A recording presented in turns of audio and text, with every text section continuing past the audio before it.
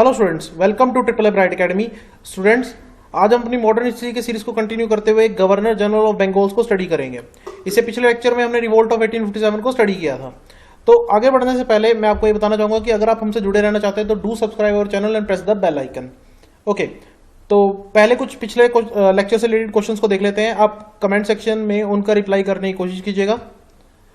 Okay, पहला question देख लेते हैं। Azimullah Khan was a loyal follower of, हाँ जी, अजीमुल्ला खान ने ड्यूरिंग द रिवोल्ट ऑफ 1857 किसका साथ दिया था बड़े पैमाने पे?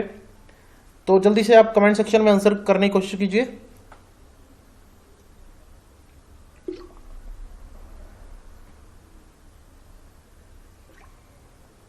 ओके, करेक्ट आंसर है हमारे पास नाना साहब। जी हाँ, करेक्ट आंसर है नाना साहब। नेक्स्ट हमारे पास sir Hugh Rose described whom as the best and bravest military leader of the rebel. हमारे पास रिवोल्ट ऑफ 1857 में ह्यू ग्रोस एक ब्रिटिश कमांडर थे, तो उन्होंने किसको the best and bravest military leader of the rebel declare किया था? आप जल्दी से कमेंट सेक्शन में कमेंट करके बताइए।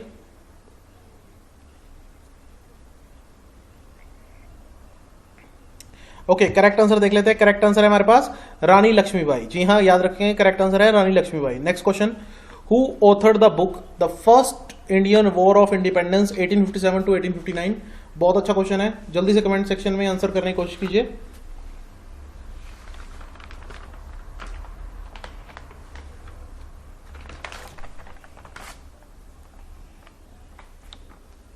ओके, करेक्ट आंसर देख लेते हैं। करेक्ट आंसर है कार्ल मार्क्स। जी हाँ, याद रखेंगे, करेक्ट आंसर है हमारे पास कार्ल मार्क्स। ओके, चलिए जी आगे चलते हैं, हम आगे क्वेश्चंस देखते हैं। लेकिन स्टूडेंट्स, आज हम जो स्टडी करने जा रहे हैं पहले वो देख लेते हैं। हमने स्टडी क्या करना है?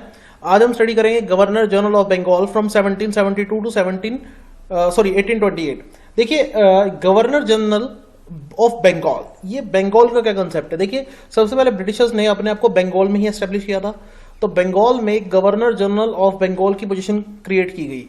ये जो गवर्नर जनरल हुआ करते थे, ये जितने भी ब्रिटिश ऑफिसर्स हैं इंडिया में, उन सबको कंट्रोल और रेगुलेट करने का काम करेंगे। तो आज हम 1828 तक का जो सफर है वो तय करेंगे। अगले लेक्चर में, अगले वीडियो में हम उससे आगे की बात करेंगे। ओके, सो आज वाला जो हमारे पास लेक्चर है वो हम शुरू कर लेते हैं और देखते हैं कुछ इंपॉर्टेंट पॉइंट्स। तो सबसे पहले हम बात करेंगे वॉरेन हेस्टिंग्स की।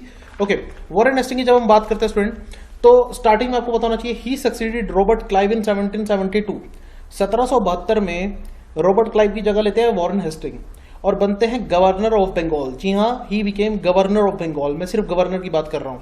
लेकिन after the enactment of regulating act of 1773, after the regulating act of 1773, he became the governor general of Bengal. जी हाँ, याद रखेंगे, he became the first governor general of Bengal in 1774।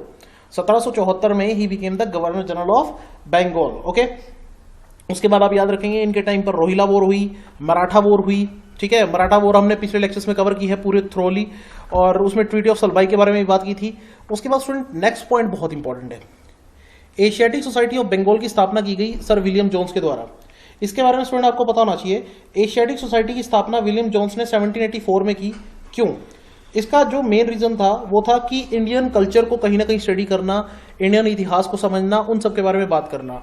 सो आपने याद रखना है, जब एशियाटिक सोसाइटी की स्थापना हुई तो उस समय गवर्नर जनरल ऑफ बंगाल कौन थे? वो थे हमारे पास Warren Hastings. Second Anglo Mysore war होती है इनके टाइम पर।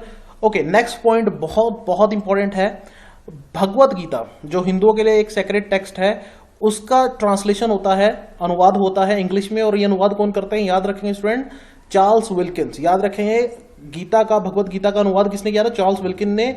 और एक इंटरेस्टिंग पॉइंट आपको बता दूं कि जो इस बुक का इंट्रोडक्शन था वो खुद किसने लिखा था? वॉरेन हेस्टिंग्स ने। जो भगवत गीता की ट्रांसलेशन का इंट्रोडक्शन था वो किसने लिखा था? वॉरेन हेस्टिंग्स ने। इनके टाइम पर पिट्स इंडिया एक्ट 1784 भी पास किया जाता है। देखिए स्टूडेंट, आपको मैं बता दूं, आप चिंता मत कीजिए, रेगुलेटिंग एक्ट ऑफ 1773 और पिट्स इंडिया एक्ट दोनों हम अभी अच्छे से स्टडी करेंगे। तो नेक्स्ट पॉइंट पे फोकस करते हैं। इंपीचमेंट प्रोसीडिंग्स वर डन, इनके खिलाफ इंपीचमेंट प्रोसीडिंग्स हुई थी। इंपीचमेंट जिसको हिंदी में स्टूडेंट बोलते हैं महाभियोग। इनको इनकी पोजीशन से फोर्सफुली हटा दिया गया था कानून का यूज करते हुए। ऐसा क्यों किया गया? देखिए, इनके बनारस के राजा चैत सिंह के साथ कुछ इस तरह के रिलेशन होते हैं कि उनसे लगातार रिश्वत लेते हैं। ये बनारस के राजा चैत सिंह को कुछ फायदा पहुंचाते हैं और बदले में बहुत सारी रिश्वत उनसे लेते हैं वॉरेन हेस्टिंग्स। इनके ऊपर करप्शन के चार्जेस लगते हैं, और जब करप्शन के चार्जेस इनके ऊपर लगते हैं तो उसके बाद इनको यहां पर पोजीशन से हटा दिया जाता है थ्रू द इंपीचमेंट प्रोसीडिंग्स। तो आपने याद रखना है कि first governor general of Bengal Warren Hastings को इम्पीचमेंट प्रोसीडिंग्स के थ्रू उनकी पोजीशन से हटाया गया था। जी हाँ, याद रखेंगे, वॉरेन हेस्टिंग्स को इम्पीचमेंट प्रोसीडिंग्स के थ्रू उनकी पोजीशन से हटाया गया था। ठीक है, तो ये पॉइंट आपने याद रखना है। ओके, चलिए अब हम देख लेते हैं रेगुलेटिंग एक्ट ऑफ 1773। ये सबसे इंपॉर्टेंट एक्ट्स में से एक है, लेकिन सबसे पहले तो हम बैकग्राउंड समझते हैं कि अगर ये एक्ट एग्जिस्ट करता है तो क्यों करता है, इस एक्ट को लेकर आने की जरूरत ही क्या महसूस हुई।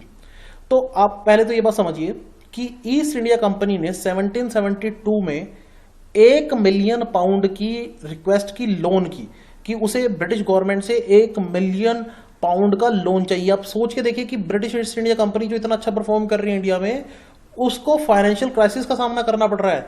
और ये सब क्यों हो रहा है? क्योंकि कंपनी के अंदर बहुत ज्यादा करप्शन है। जो कंपनी के ऑफिसर जो है वो अपना फायदा देख रहे हैं, वो कंपनी का फायदा नहीं देख रहे। तो यहां पर फाइनेंशियल क्राइसिस से गुजर रही है हमारे पास ईस्ट इंडिया कंपनी। करप्शन के और नेपोटिज्म के आपको मैंने बता दिया कि एलिगेशंस लगते हैं। और बंगाल में आपको पता होना चाहिए लॉलेसनेस बढ़ गई है, मतलब कि कोई कानून ही नहीं है, जिसका जो मन हमें आ रहा है वो कर रहा है। तो कोई कानून का कोई सिस्टम है ही नहीं बंगाल के अंदर। तीसरा, हमारे पास मैसूर से हमारे पास हैदर अली के साथ जो हमारे पास एंग्लो मैसूर वॉर होती है, उसमें आपको पता होगा स्टार्टिंग की एंग्लो मैसूर वॉर में हैदर अली अंग्रेजों को हरा देता है। मेरे पिछले लेक्चर्स में मैंने उस चीज को कवर अप किया है। तो कंपनी की हार होना यहां पर एक सेटबैक है ब्रिटिश गवर्नमेंट के लिए, और बंगाल में फिर एक सूखा पड़ना। तो ये सब चीजों की वजह से एक बैकग्राउंड तैयार होता है और एक एक्ट हमारे पास ब्रिटिश गवर्नमेंट लेकर आती है जिसको हम बोलते हैं रेगुलेटिंग एक्ट। तो इसमें प्रोविजन देख लेते हैं कि रेगुलेटिंग एक्ट हमें हमारे पास क्या क्या कहा गया है। रेगुलेटिंग एक्ट ऑफ 1773 में क्या क्या बातें कही गई। तो सबसे पहली बात तो इसने सबसे इंपॉर्टेंट पॉइंट जो किया वो आप स्टूडेंट ध्यान से सुन लीजिए। सबसे पहला और सबसे इंपॉर्टेंट पॉइंट कि गवर्नर ऑफ बंगाल की पोजीशन को गवर्नर जनरल ऑफ बंगाल से रिप्लेस कर दिया गया। जी हाँ, पहले जो पोजीशन गवर्नर ऑफ बंगाल की हुआ करती थी, रेगुलेटिंग एक्ट ऑफ 1773 ने उसको किस में रिप्लेस कर दिया? गवर्नर जनरल ऑफ बंगाल में। और इसके अलावा जो हमारे पास मद्रास और बॉम्बे की प्रेसिडेंसी थी, उसको भी इस एक्ट ने किसके कंट्रोल में ला दिया? हमारे पास बंगाल के कंट्रोल में, कि अब से जो बंगाल का गवर्नर जनरल है कहीं ना कहीं वही बॉम्बे और मद्रास की प्रेसिडेंसीज को भी मैनेज करेगा। ओके, एक सुप्रीम कोर्ट एस्टेब्लिश की गई कलकत्ता में, बहुत इंपॉर्टेंट है, आपने याद रखना है। रेगुलेटिंग एक्ट ऑफ 1773 के थ्रू सुप्रीम कोर्ट एस्टेब्लिश की गई कलकत्ता में। और उस समय हमारे पास गवर्नर जनरल ऑफ बंगाल कौन थे? Warren Hasting. उस समय गवर्नर जनरल ऑफ बंगाल कौन थे? Warren Hasting. और हमारे पास अंग्रेजी जज यहां पर आए और सर इलिजी इम्प्ले, ये हमारे पास फर्स्ट चीफ जस्टिस बने। ओके, ये पहले चीफ जस्टिस बने। और जो जुरिस्डिक्शन थी, जो हमारे पास फैसला लेने की इनकी क्षमता थी, वो सिर्फ इंग्लिश सब्जेक्ट्स के ऊपर थी, इंडियंस के ऊपर ये सुप्रीम कोर्ट नहीं थी स्टूडेंट, ये बात आप याद रखेंगे। That is just for the British subjects. Okay, और ये जो एक्ट था ये प्रोहिबिट करता था, मना करता था कि जो ईस्ट इंडिया कंपनी के एम्प्लॉयज हैं, ना तो वो प्राइवेट ट्रेड करेंगे, अपने लेवल पे कोई व्यापार वो नहीं करेंगे, और ना ही वो किसी हिंदुस्तानी से, किसी भी इंडियन राजा से रिश्वत लेंगे। तो यहां पर आप देखिए कि रेगुलेट करने की कोशिश की जा रही है, सिस्टम को कंट्रोल करने की कोशिश की जा रही है। हमारे पास चीजों को अपने कंट्रोल में लाने की कोशिश कर रही है कौन? British government. ओके, हमारे पास 4 additional man to serve in governor general on the Calcutta council. Calcutta council बनेगी और उसमें गवर्नर जनरल के साथ 4 और लोग भी होंगे। जी हाँ, governor general plus 4 additional man, और ये मिलकर बनाएंगे कलकत्ता गवर्नर जनरल काउंसिल, जो कि पूरे ईस्ट इंडिया कंपनी के लिए इंडिया में अलग अलग डिसीजंस लेगी। So these are the provisions. लेकिन सबसे इंपॉर्टेंट प्रोविजन 2 हैं स्टूडेंट जो आप याद रखेंगे। एक तो सुप्रीम कोर्ट का एस्टेब्लिश होना कलकत्ता में, और दूसरा गवर्नर की पोजीशन को हमारे पास गवर्नर जनरल में तब्दील करना। That is the main aspect of regulating act of 1773। Okay, next Pitt's India act समझ लेते हैं स्टूडेंट। तो देखिए, रेगुलेटिंग एक्ट ने कुछ चीजों को सही तो किया, लेकिन सब चीजों को फिर भी कंट्रोल में लेकर नहीं आ पाए। करप्शन ना करने की बात तो की गई, लेकिन करप्शन करने पर क्या सुनवाई होगी, उसको कैसे कंट्रोल किया जाएगा, उसके बारे में कोई ज्यादा बड़ी बात नहीं की गई। कानून को कंट्रोल करने में, बंगाल में हमारे पास कानून को कैसे हाथ में हमारे पास कंट्रोल में रखा जाए, उसके बारे में कोई बात नहीं की गई। तो पिट्स इंडिया एक्ट आता है 1784 में। पहले रेगुलेटिंग एक्ट आता है, फिर आता है पिट्स इंडिया एक्ट। तो पिट्स इंडिया एक्ट क्या बोलता है? देखिए, this act give the British government direct control over Indian administration. ये क्या करता है? ब्रिटिश गवर्नमेंट को डायरेक्ट कंट्रोल दे देता है इंडिया के अंदर एडमिनिस्ट्रेशन का। तो आप तो कहेंगे कि हमने तो पिछले लेक्चर में ये पढ़ा था कि ये तो रिवोल्ट ऑफ 1857 के बाद ब्रिटिश क्राउन पावर लेता है ईस्ट इंडिया कंपनी से। देखिए स्टूडेंट, 1857 के रिवोल्ट के बाद हमारे पास जो पावर ट्रांसफर होती है ब्रिटिश क्राउन को, वो एक आप समझिए कि एक वर्ल्ड वाइड चीज है, लेकिन ये चीज पहले ही एक तरह से कहीं ना कहीं हो चुकी है बैक एंड पे। बैक एंड पे कैसे कि हमारे पास ब्रिटिश गवर्नमेंट ने पिट्स इंडिया एक्ट के थ्रू ही एडमिनिस्ट्रेशन का काफी हद तक कंट्रोल अपने हाथ में ले लिया है, लेकिन एक मुखौटा लगा हुआ है किसका, ईस्ट इंडिया कंपनी का।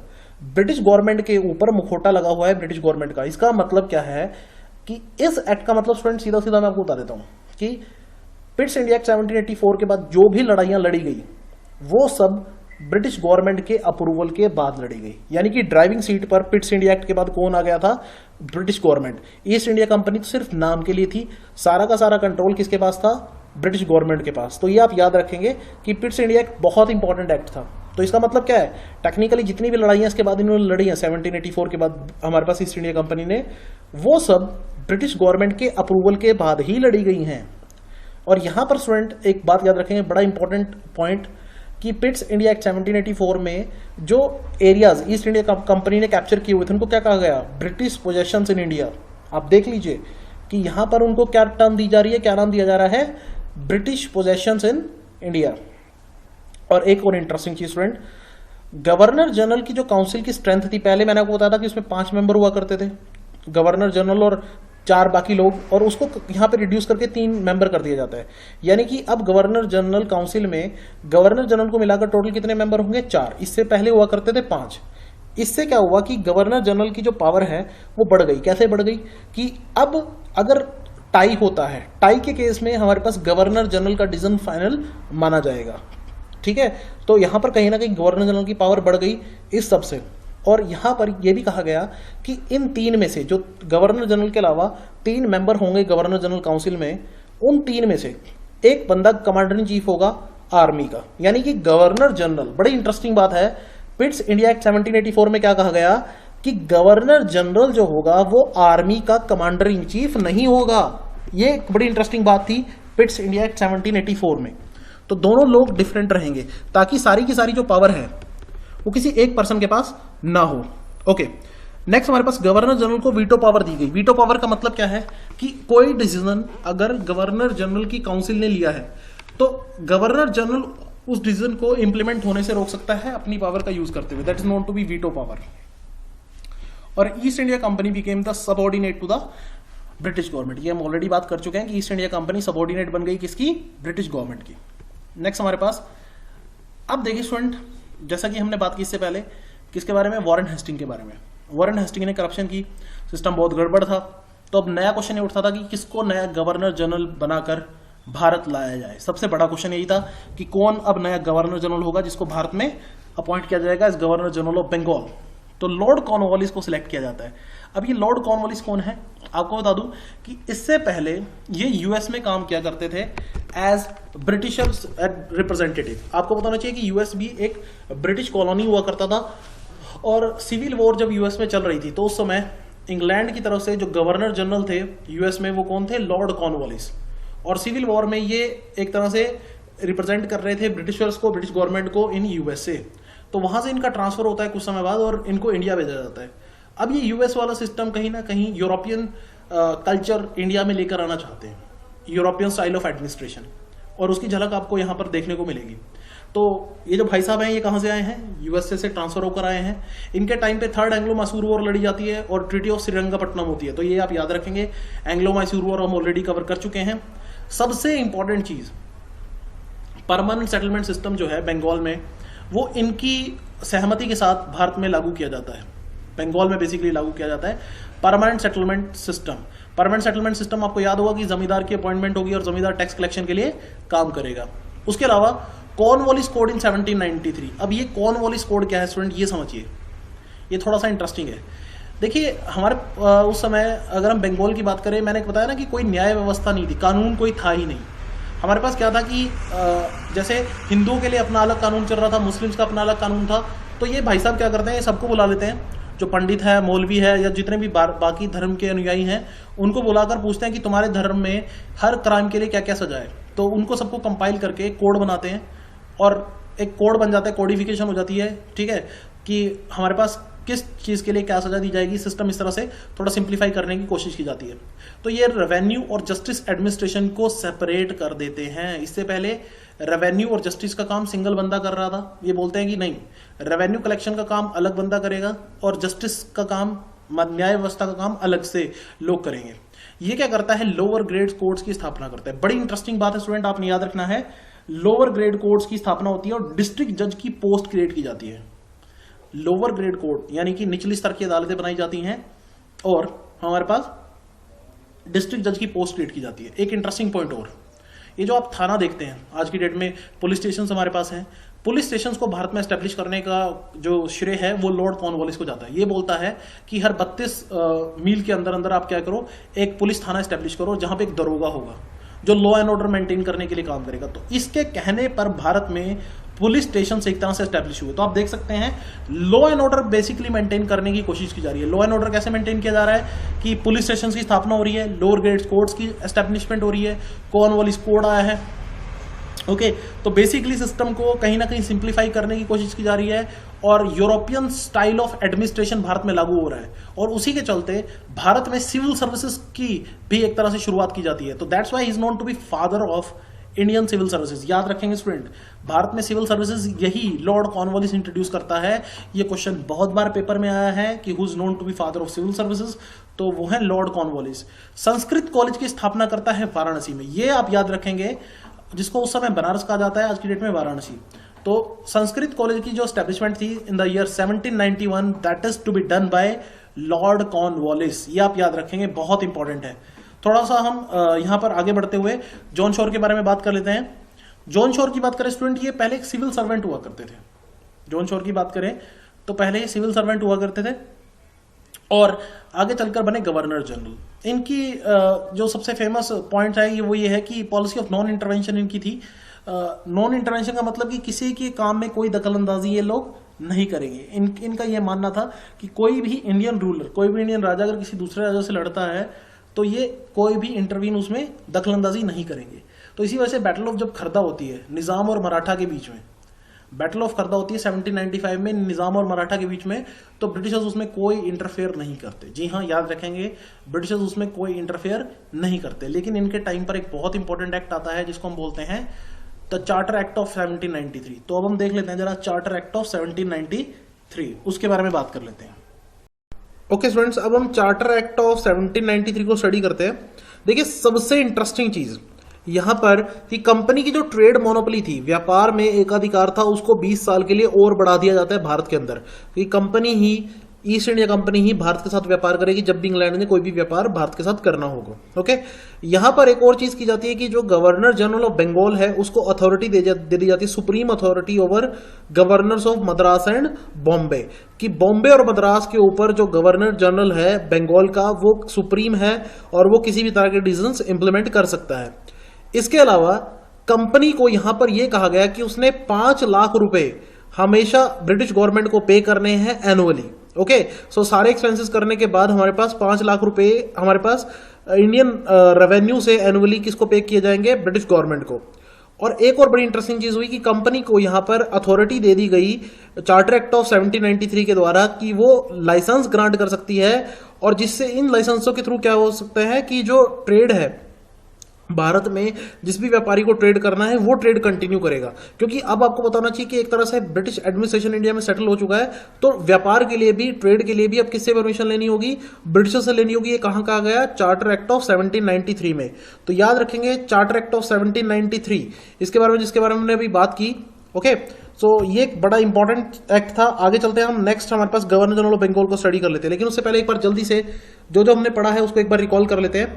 सबसे पहले हमने वॉरेन हेस्टिंग के बारे में स्टूडेंट स्टडी किया और वॉरेन हेस्टिंग के बारे में जो इंपॉर्टेंट पॉइंट्स थे, सबसे पहला important point, he is the first governor general of Bengal. ये हमने बात की कि ये first governor general of Bengal था। और दूसरा सबसे important point, supreme court establish होती है इसके टाइम पर कलकत्ता में ब्रिटिश सब्जेक्ट्स के लिए।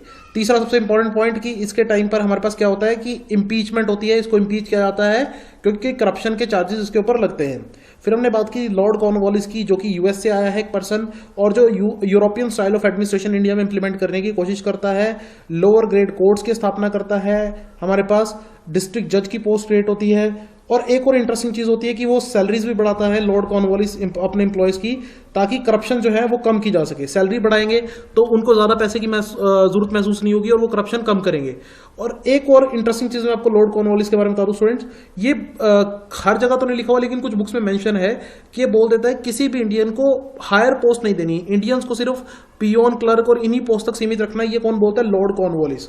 और इंडिया में सिविल सर्विसेज की स्थापना करता है लॉर्ड कॉर्नवालिस। और उसके बाद हमने बात की थी जॉन शोर की। जॉन शोर के टाइम पर हमने बात की थी कि पॉलिसी ऑफ नॉन इंटरवेंशन चल रही थी और चार्टर एक्ट ऑफ 1793 आया था जो कि अपने अभी स्टडी किया है, और बैटल ऑफ खरदा हुई थी किस किस के बीच में? निजाम और मराठास के बीच में। अब हम स्टूडेंट बात करेंगे लॉर्ड विलीजली की।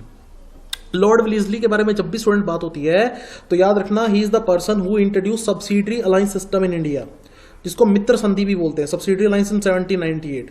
तो सब्सिडरी अलायंस क्या है ये अभी अगली स्लाइड में हम और डिटेल में देख लेंगे, लेकिन आपने जो चीज याद रखनी है कि सबसे पहले सब्सिडरी अलायंस जो है वो साइन कौन करता है, उस ट्रीटी पे साइन कौन करता है 1798 में? निजाम ऑफ हैदराबाद। ये आप याद रखेंगे, इंपॉर्टेंट क्वेश्चन है। लॉर्ड विलीजली के टाइम पर सबसे पहले सब्सिडरी ट्रीटी पे साइन कौन करता है? Nizam of Hyderabad. Fort William college की स्थापना होती है स्टूडेंट, आप याद रखेंगे। फोर्ट विलियम एक बहुत इंपॉर्टेंट हमारे पास किला हुआ करता है, तो उसी के साथ हमारे पास एक कॉलेज एस्टेब्लिश कर दिया जाता है, फोर्ट विलियम कॉलेज कलकत्ता में। और ये कौन एस्टेब्लिश करता है? Lord Wellesley. इसका मेन ऑब्जेक्टिव क्या होता है? To train servants in Indian languages and custom, कि जो हमारे पास कंपनी के जो सर्वेंट्स हैं, जो अंग्रेज हमारे पास आए हुए हैं, उनको इंडियन लैंग्वेज और कस्टम के बारे में जानकारी देना। लेकिन इसको 1802 में बंद कर दिया जाता है। एक बड़ा इंटरेस्टिंग पॉइंट, कई बार पेपर में पूछा गया कि कौन सा हमारे पास गवर्नर जनरल ऑफ बंगाल अपने आप को बंगाल टाइगर कहलवाना पसंद करता था? सो जनरली आपने याद रखना है कि lord Wellesley described himself as Bengal tiger. ये अपने आप को बंगाल टाइगर कहलवाना पसंद करता था। इसके बारे में एक बड़ा इंटरेस्टिंग पॉइंट मैं आपको बता दूं स्टूडेंट, जो आप सबने याद रखना है। वो क्या? इसके बारे में एक लाइन कही जाती है लॉर्ड विलीजली के बारे में, वो लाइन आप याद रखेंगे, he converted British empire in India into British empire of India. जी हाँ, एक सिंपल सी लाइन है, लेकिन आप इसकी इंपॉर्टेंस समझने की कोशिश कीजिए। देखिए, मैं फिर से रिपीट करता हूं, he converted British empire in India into British empire of India. In और ऑफ का फर्क है। पहले क्या था? पहले हम बात कर रहे हैं British empire in India, Bharat के अंदर ब्रिटिश साम्राज्य। लेकिन दूसरे बात में हम क्या बात कर रहे हैं? दूसरी बारे में हम बात कर रहे हैं भारतीय ब्रिटिश साम्राज्य। तो there is a lot difference. तो ये सब लॉर्ड विलीजली की वजह से होता है, क्योंकि वो बहुत सारे राजाओं से मित्र संधि पे यानी सब्सिडरी अलायंस पे हस्ताक्षर कराते हैं। और सब्सिडरी अलायंस पे हस्ताक्षर करने के बाद, साइन करने के बाद, राजा की खुद की कोई भी नहीं चल सकती। वो क्यों? अभी आपको पता चल जाएगा। हम देख लेते हैं feature of subsidiary alliance treaty. देखिए, ये जो टर्म है सब्सिडरी अलायंस, ये सबसे पहले टर्म यूज की थी फ्रेंच गवर्नर डुप्लेक्स ने। फ्रेंच गवर्नर डुप्ले ने ये हमारे पास टर्म पहली बार यूज की थी। एक बहुत ही जाने माने गवर्नर थे फ्रांस के हमारे पास, जिसने भारत में काम किया था, डुप्ले। ये आप याद रखेंगे। ओके, तो अगर कोई राजा सब्सिडरी अलायंस ट्रीटी पे साइन करता है तो सबसे पहले तो उसको अपनी खुद की आर्मी खत्म करनी पड़ेगी और ब्रिटिश आर्मी को अपने राज्य में आने की अनुमति देनी पड़ेगी।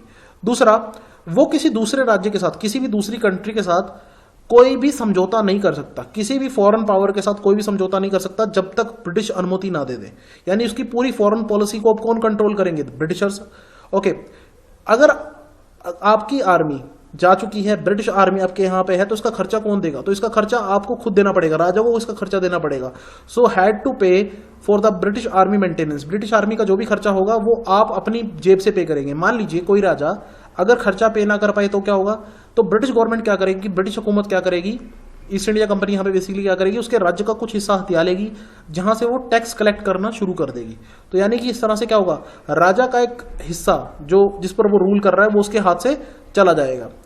Indian ruler thus lost all power in respect to foreign affair and the military. Military और फॉरेन एस्पेक्ट में कोई भी पावर राजा के पास नहीं रहेगी। एक्चुअली में वो क्या बनकर रह जाएंगे, ब्रिटिश प्रोटेक्टोरेट, यानी कि ब्रिटिशर्स उनकी सब रक्षा कर रहे हैं, ब्रिटिश संरक्षण में वो हैं। वर्चुअली सारी इंडिपेंडेंस उनकी जा चुकी है, कहने के लिए राजा है सिर्फ, लेकिन एक्चुअली में वो क्या है, ब्रिटिश प्रोटेक्टोरेट। तो आपने याद रखना है, बहुत इंपॉर्टेंट क्वेश्चन, कई बार पूछा गया है कि हु इंट्रोड्यूस या who formulated the system of subsidiary alliance in 1798। तो वो थे lord Wellesley, the so called Bengal tiger. Okay, तो ये आप याद रखेंगे। नेक्स्ट हमारे पास लॉर्ड मिंटो 1। देखिए स्टूडेंट, इनको आप लॉर्ड मिंटो 2 से कंफ्यूज मत कीजिएगा। इसके बाद एक ज्यादा इंपॉर्टेंट गवर्नर ने हमारे पास आना है, उनका नाम है लॉर्ड मिंटो। ओके, सो वो हम बाद में स्टडी करेंगे। लेकिन अभी के लिए आप याद रखेंगे लॉर्ड मिंटो वन की हम बात कर रहे हैं। सो इन्होंने अमृतसर की ट्रीटी कंक्लूड की महाराजा रंजीत सिंह के साथ। तो आपने याद रखना है, पेपर में क्वेश्चन आ जाए अगर कि महाराजा रंजीत सिंह के साथ ट्रीटी साइन किसने की थी, ट्रीटी ऑफ अमृतसर, तो वो थे लॉर्ड मिंटो वन। और इनके टाइम पर चार्टर एक्ट ऑफ 1813 आता है। तो ये देख लेते हैं हम चार्टर एक्ट ऑफ 1813 क्या है, क्योंकि लॉर्ड मिंटो ऑल्दो इतना इंपॉर्टेंट नहीं है, लेकिन चार्टर एक्ट 1813 इंपॉर्टेंट है। सो सबसे इंपॉर्टेंट बात, अभी तक आपने देखा होगा कि ईस्ट इंडिया कंपनी की, EIC की ट्रेड मोनोपोली चल रही थी, व्यापार में एकाधिकार चल रहा था। वो इस एक्ट के तहत क्या कर दिया जाता है, खत्म कर दिया जाता है। बोल दिया जाता है कि अब से ईस्ट इंडिया कंपनी की कोई ट्रेड मोनोपोली नहीं होगी और सिर्फ चाय के केस में उसकी मोनोपोली बरकरार रखी जाएगी। जो इंडिया से चाय का व्यापार होता है उसके केस में उसकी जो मोनोपोली है बरकरार रखी जाएगी, और जो ईस्ट इंडिया कंपनी चाइना के साथ व्यापार करती है उसमें उसकी मोनोपोली बरकरार रहेगी। बाकी व्यापार में जो उसकी मोनोपोली थी अभी तक वो खत्म कर दी जाती है। तो किसके थ्रू खत्म की जाती है, चार्टर एक्ट ऑफ 1813 के द्वारा। ओके, इसके अलावा स्टूडेंट क्रिश्चियन मिशनरीज इससे पहले भी भारत में आ रहे हैं। मतलब कि क्रिश्चियन मिशनरीज का मतलब जो धर्म को बढ़ावा देने के लिए काम करते हैं, क्रिश्चियनिटी को प्रमोट करने के लिए काम करते हैं, वो इससे पहले भी भारत में बहुत बार आए हैं, काम कर रहे हैं। लेकिन चार्टर एक्ट ऑफ 1830 ने उनको एक ऑफिशियल परमिशन दी। तो आपने ये भी याद रखना है किस एक्ट ने क्रिश्चियन मिशनरीज को परमिशन दी कि वो भारत में क्रिश्चियनिटी का प्रसार प्रचार कर सकते हैं, तो वो था चार्टर एक्ट ऑफ 1813। और यहां पर ये बड़ा इंपॉर्टेंट और इंटरेस्टिंग पॉइंट ये भी कहा गया कि कंपनी को हर साल 1 लाख रुपया खर्च करना है for the education of Indians. ये बात आप याद रखेंगे, ये क्वेश्चन भी हमारे पास कई बार पूछा गया है कि कौन से एक्ट में ये कहा गया था कि company should invest 1 lakh rupees every year for the education of Indians. So that is charter act of 1813। Next हमारे पास लॉर्ड रॉडन हेस्टिंग्स। ये आप याद रखेंगे कि ये पुराने वाले हेस्टिंग्स नहीं है, तो इसी वजह से मैंने यहाँ पर मिडिल नेम यूज किया है। जनरली यहाँ पर आपको बुक्स वगैरह में लॉर्ड हेस्टिंग्स देखने को मिलेगा, लेकिन मैंने यहाँ पर ताकि आपको कंफ्यूजन ना हो तो मैंने यहाँ पे सेंटर वर्ड यूज किया लॉर्ड रॉडन हेस्टिंग्स 1813 टू 1823। तो इनके बारे में हम पिछले लेक्चर में हमने थोड़ा बहुत डिस्कशन किया था जब हमने एंग्लो मराठास वॉर को डिस्कस किया था।